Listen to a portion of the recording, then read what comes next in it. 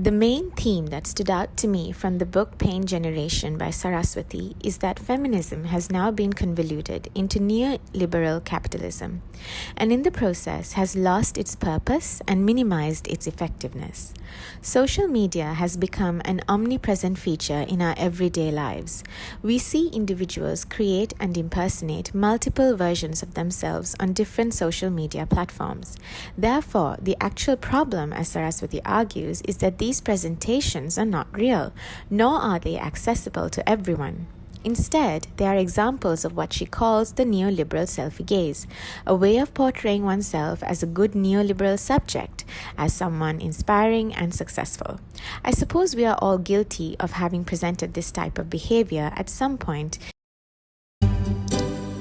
So, the topic of today's video is being yourself. Being yourself can be hard, and it's like, aren't I always being myself? And yeah, for sure.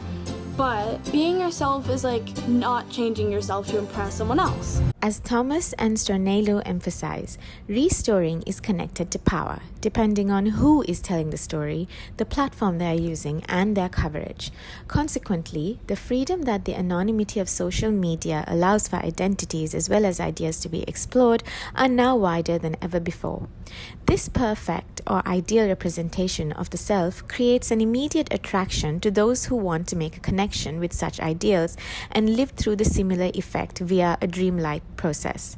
This notion encapsulates how social media, while being a performance, is based on the appearance of reality and how it floods our senses and anesthetizes us.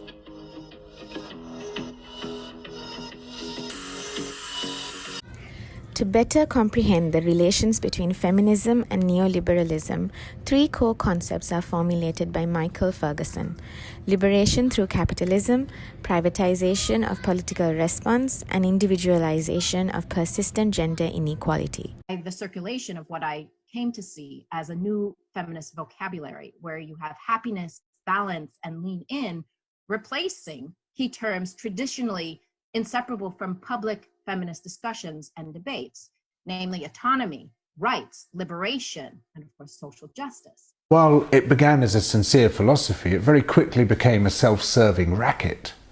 The second chapter, Saraswati examines the online feminist activist Rupi Kaur's Instagram account and explores the production of the neoliberal selfie in her phantasmagoric world.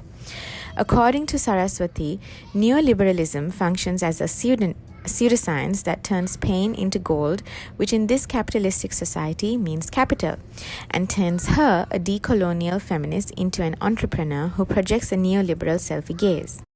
In the third chapter, Saraswati focuses on Mia Matsumiya's Instagram account, which aims to raise awareness of online sexual and harassment of Asian American women. Analyzing this activist from Ferguson's concept of the privatization of political responses, we notice how Matsumiya takes the issue of sexual harassment into her own hands. The fourth chapter analyzes feminist Margaret Cho's Twitter campaign. When I was a lot younger, my best friend tried to rape me, and I was so angry, and yet I felt bad for him. Here, Cho asks other survivors of sexual abuse and harassment to share their stories using the hashtag 12 Days of Rage. When considering Ferguson's neoliberal discourse, individualization of persistent gender inequality shapes and limits Cho's feminist social media activism. Saraswati develops the term silent rage, which surrounds her campaign, where survivors claim that they cannot share their stories of pain on social media and therefore are performing silence by deconstructing the belief that in order for one to cope and heal, one does not have to voice out their trauma.